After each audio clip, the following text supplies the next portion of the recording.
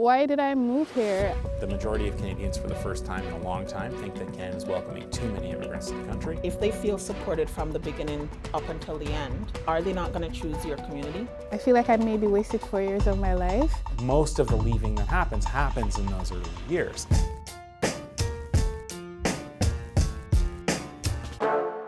Canadians are justifiably proud of our immigration system. It has made our economy the envy of the world. Immigration and multiculturalism have long shaped the country we call Canada today. From the waves of immigrants, migrants, and refugees that have chosen to call this country home, Canada is a nation that relies heavily on its immigration programs, not only economically, but also as a means of self-identity. Immigration is as quintessential to the fabric of Canadian society as healthcare, hockey, and the maple leaf. It's a value that's often coveted and envied across the world. But Canadians' views on immigration have started to shift. For the first time in decades, a majority of Canadians believe there is too much immigration, a view that has sharply increased for the past few years. Increased spikes in anti-immigrant rhetoric have spread across the world, fueled by everything from political polarization to a housing crisis, and have even been documented on home soil, from Toronto to Hamilton. Canada outside of Canada is always seen of as positive, and then almost every person I know, they came here and they were like, oh, it's not what we thought it was going to be. We have to now pause the immigration. Do we really have the necessary funding and coordination in the government level to really address the deep problem like the traffic, the housing issues? Some people are okay with it, other people don't like it. I myself is an immigrant. I came here 36 years ago, and I really love Canada welcoming us immigrants. I just think that immigration policy should have more foresight. There wasn't enough planning. We need to make Canada an appealing place over just the kind of marketing that we put out to the world. We actually have to deliver on the ground. Is Canada a country that can still support new immigrants?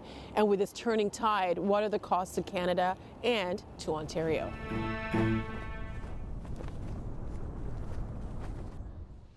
Roshene Foster, an immigrant from Jamaica, moved to Canada 4 years ago to build a better life for herself and her future family.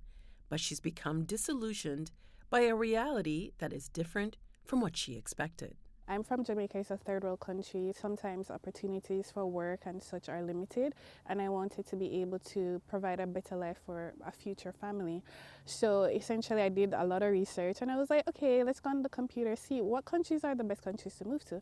And Canada was one of those countries that was sold to me essentially as a great place to move to. The crime rate is low, wonderful job opportunities, it's very clean, but I feel like Canada was sold as, this dream country that you could come and you can be very successful and it would be easy to transition. So things like, housing prices, like grocery prices, and just the ability to find work and to be able to earn a living was something that was sold as, we have it here. But the reality was quite different. I've been here 4 years. I still live in the basement of my family's home, and I work a pretty decent job, just based on what the average income for Canadians are. And I cannot afford to live on my own. I can't afford my own one-bedroom apartment, and I think that's very telling.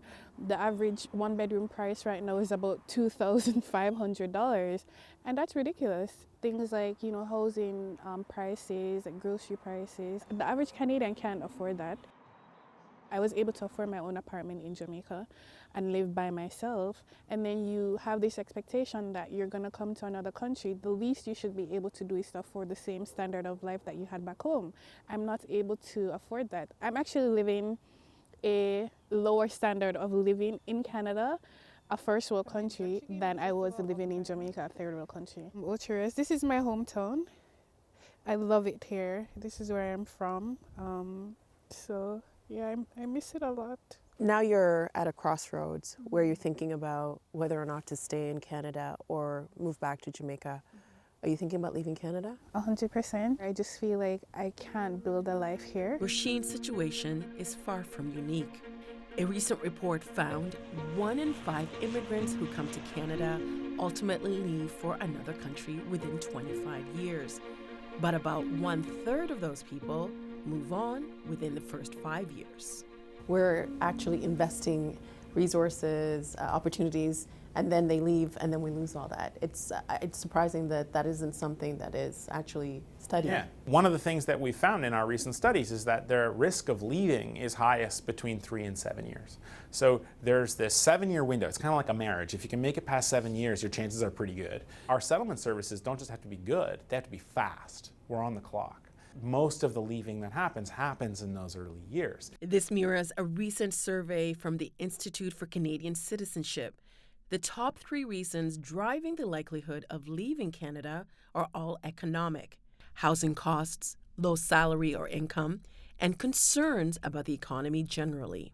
However, when she posts about these issues, she's noticed an increase in racist comments online. When I speak about my experience here, they say things like, go back where you're coming from. We don't want you here. Send them back home. And it's also bringing out a lot of racism in people too, because you see the demographic of persons that are making these utterances. They're persons that are born and bred here, and they don't think that you should be here. They think that you are the cause of the issues that they're experiencing here now. How would you describe the sentiments towards immigrants in Canada right now?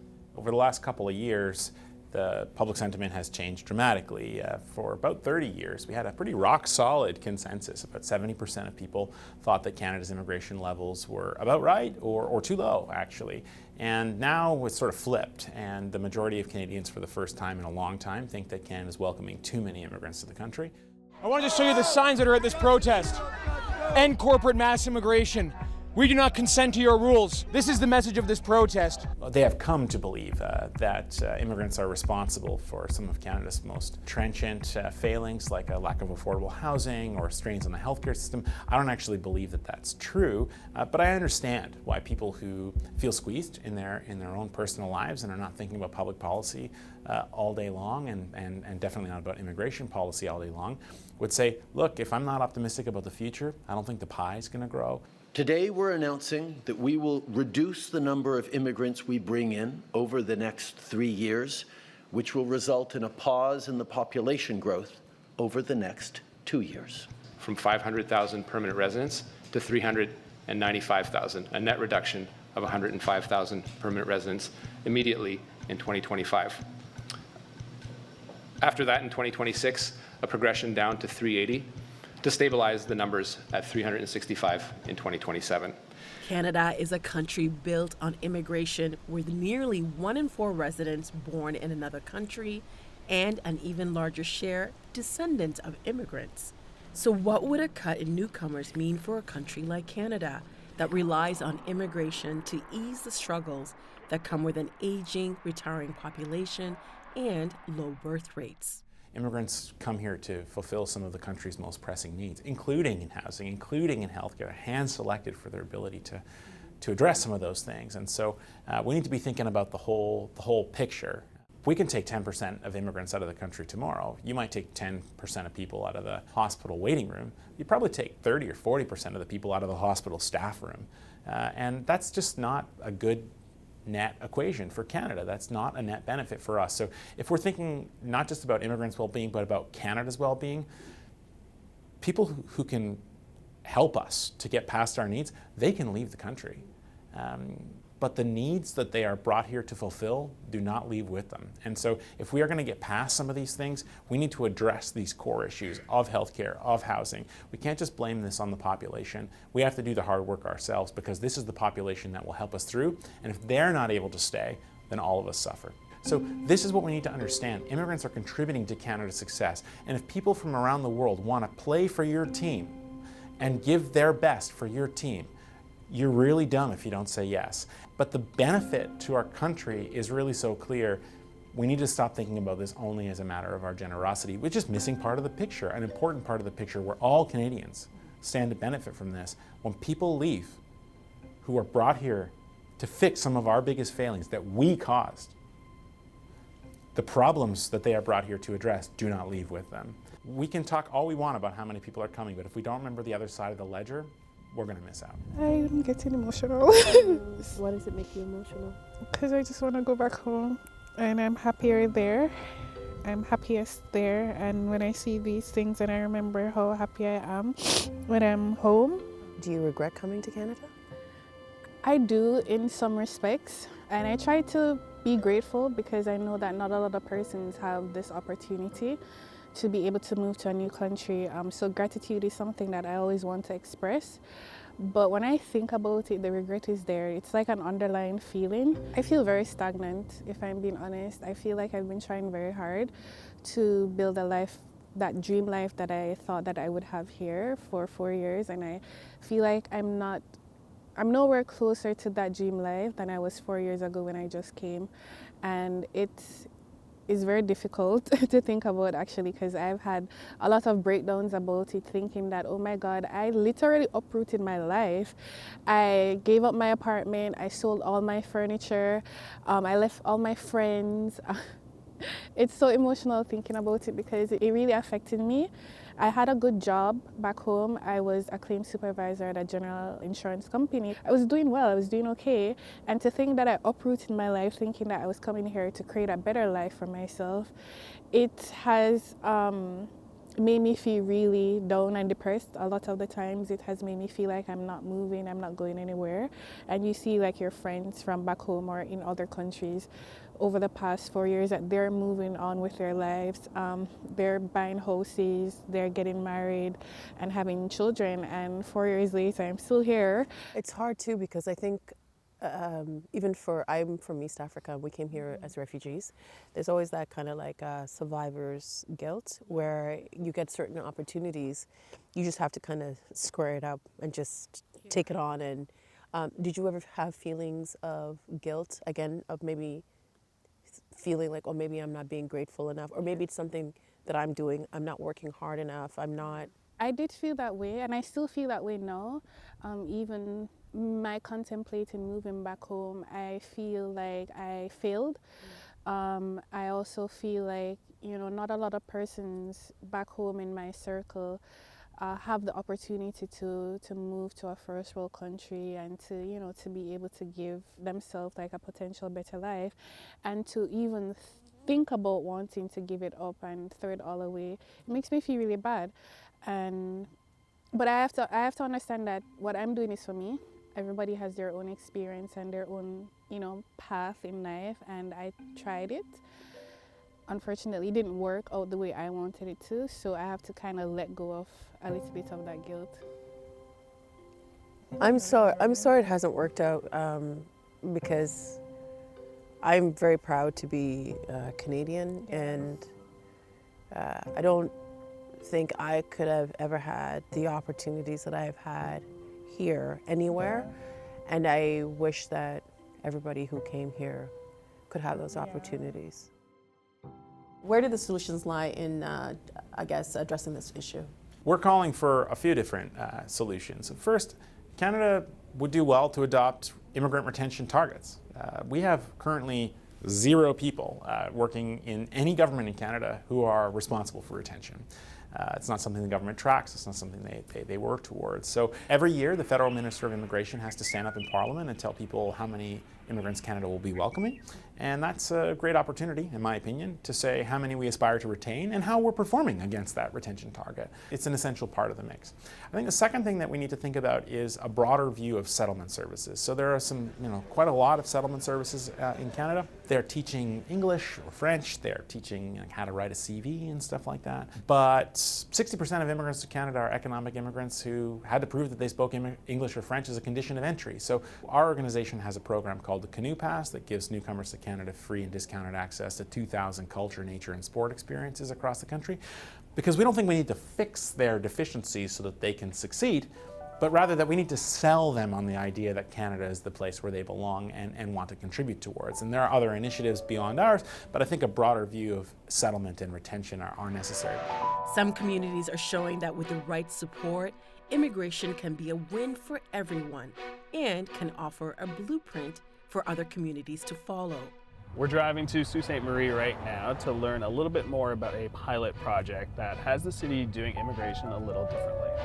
Mayor Shoemaker, thank you so much for having us here in the Soo. A lot of eyes are on Sault Ste. Marie because of how successful you have been in immigration, but I want to talk about some successful programs. RNIP, Rural and Northern Immigration Pilot Tell me a little bit about that program and what was the goal of it. Yeah, so the program essentially fast-tracks the immigration process, which is an otherwise rather long process, when there is a job opportunity that can't be filled locally and that is needed to sustain the operations of an industry. In layman terms, there were positions available here in the Soo that were not going to be filled by community. That was really the start of the program. Yeah. So why weren't they being filled by locals here in the Soo? To the amount of what was needed, that was the challenge of Northern Ontario, right? Even for my role was sitting 6 months before I came to the Soo, right? So there was already a labor gap before the program even came about. There is a real risk that if we can't fill a job here in Sault Ste. Marie, it will end up migrating out of our community. And so having RNIP to be able to attract, even from outside the country, is key to helping us keep those opportunities local. From the community to employers, Sault Ste. Marie understood that the community's future prosperity depends on the welcome they offer their new neighbors. One of the employers that benefited from the pilot was the Sault Area Hospital, a vital service for the community. What happens if the hospital isn't able to fill those positions? Worst case scenarios that are out there that we've seen in many hospitals throughout Northern Ontario is they've had to close down some of their ER departments. They may not be able to continue with some of the programs that they have out there. I guess it all started about 2.5 years ago, where we were here in the organization that we had a lot of open vacancies. Since then, we have probably filled out over 30 RNIP applications that we've done here for Sault Area Hospital. So the main positions have been our registered nurses and our registered practical nurses, but we've also been able to recruit our lab supervisor position. I am currently the technical supervisor of the Laboratory Services Department of Sault Area Hospital. Back in the Philippines, I met my wife at the same hospital that we worked in. She worked in the OR. I was the chief medical technologist of the laboratory. The goal was really just for us to be financially stable and look for options for us where we can potentially set long-term goals for ourselves. And eventually, Canada became one of the best options for us. With recruitment and retention, we also want to retain our nurses or any staff here at Sault Area Hospital. So the benefits of RNIP is the individuals that get permanent residency, they want to make a community. So many of them, when they apply for RNIP, they want to stay in Sault Ste. Marie. So when they get their residency, Sault Ste. Marie gets to then become home for them. They get to create that community. We are just grateful that the community, the city, Canada overall, has given us the opportunity to share the skills that we've gained and give us the opportunity to share this little piece of heaven with them. Sault Ste. Marie has been a picture for us that we only see in books. You see the exquisite fall colors, snow. I can paint a picture in my mind right now. And the first time my wife saw the first snowfall, and I can always see the tears in the corner of her eyes. This is heaven for us. You know, when we're walking through, we can see all the diversities that we have here at the hospital over the last couple years. Many people from the Philippines, from Nigeria, from India, and then we all learn from each other. And anytime that we're looking at making process improvements in the hospital, it's not just, you know, taking it from maybe those that have worked in Canadian health systems. We're able to get perspectives from those that have worked in health systems all across the world to just help make Sault Area Hospital a better workplace.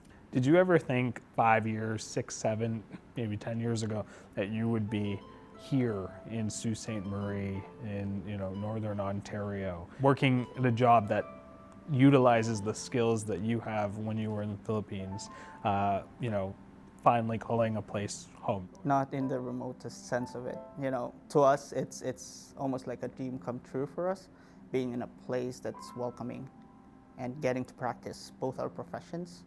It's really something that is an accomplishment for us. And we are actually doing this for our daughter to give her a brighter future. While a fast-tracked immigration system is enough to bring newcomers to Northern Ontario, it isn't always enough to make them want to settle in the Soo forever.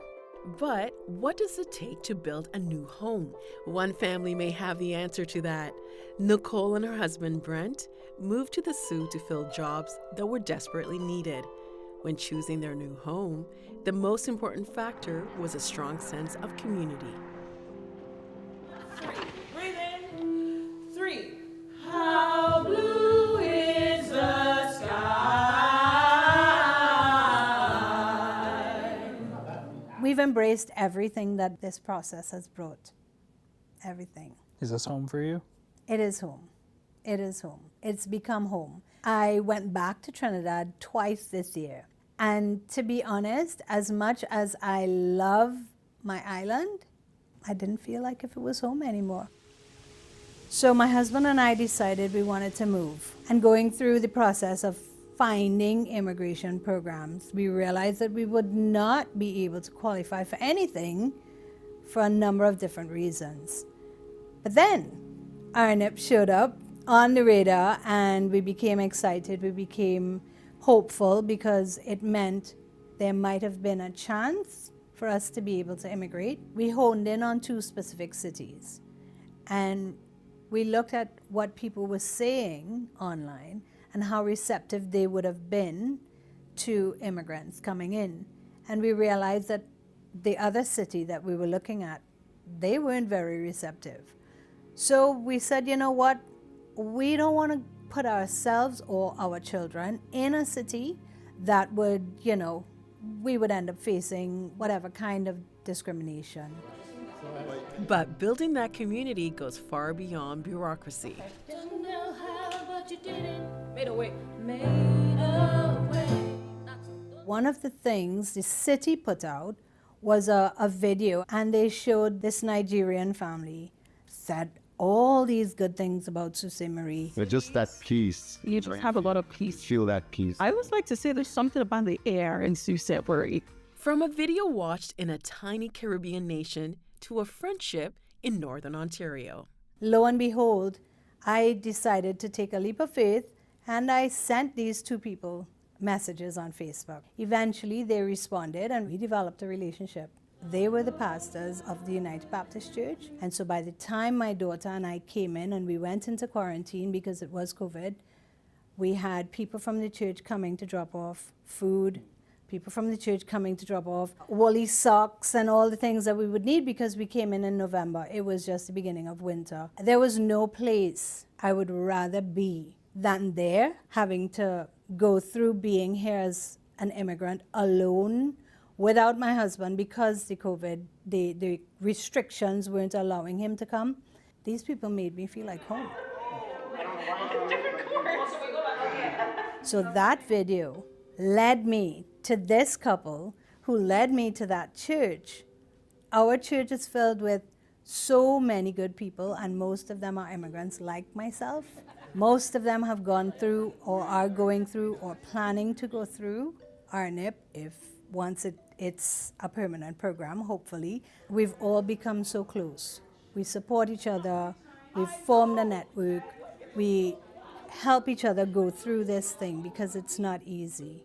As immigrants, it's not easy to be around, it's not easy to be in a city so small even, where you know nobody. I want to talk about another program, and this is a program that was set up to support an existing program, but also give those extra legs for Siouxites. Is that what we? Siouxites, I like it. Who are here? The Local Immigration Partnership. Tell me a little bit about that and how that kind of works in tandem with that program. There needs to be supportive services in place. So this is connecting people with cultural groups, connecting people with faith options, and advocacy when there are gaps in the services that exist. Because if they can't get things that they need, if they can't get services that they need, if they can't get groceries that they need, if they can't get cultural connections that they need, there's less of a chance that we're going to retain our immigration. But our immigration retention efforts have been a great success, and we are one of the several communities surveyed in a recent survey that has the best retention rate for immigrants that come to our communities. The Local Immigration Partnership brings together business and community, focusing on immigration beyond the paperwork, the values that help turn newcomers into new neighbors. Being able to be part of a community meant that my integration would be a lot smoother. And so it didn't feel at any point in time like these were government organizations that you had to apply to and you had to be afraid of. Everything literally felt so organic. And that I appreciated a lot because it made my transition a lot easier. Sault Ste. Marie prioritized making immigrants feel like they had a home in Northern Ontario and a future worth staying for. For Nicole, her community has made all the difference. We are very intentional about trying to make sure that those who have come here are supported. The last thing we want is for a job to be filled and then lose someone because they, can't find the cultural connection that they need. They feel supported. And because of that support, they want to stay here. They want to give back. And that's a lot of what's attributed to that success. The fact that this is filling jobs that can't otherwise be filled and that might otherwise leave the community is the reason why I think it has broad support in our community and should be supported by all the major parties. Sometimes it feels so surreal that I'm waiting to wake up.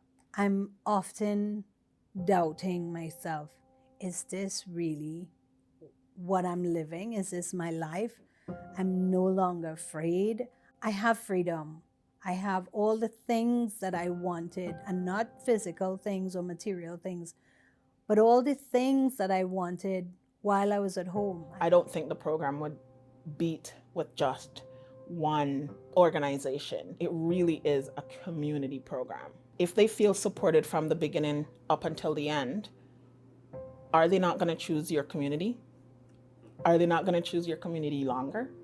Are they not going to now look at ways of figuring out how they can make the community better? I have opportunities. I have endless moments of joy and peace and calm, which is something that I did not experience at home for obviously many different reasons. But I would say it's been quite a good journey. And we're standing here only because you made a way.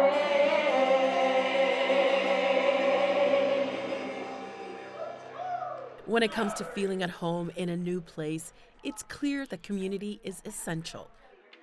And with something as vital to Canada's economy, culture, and future prosperity, how we build that community and treat newcomers can make all the difference. To continue the conversation on the thread, join us here and online, and we'll see you next time.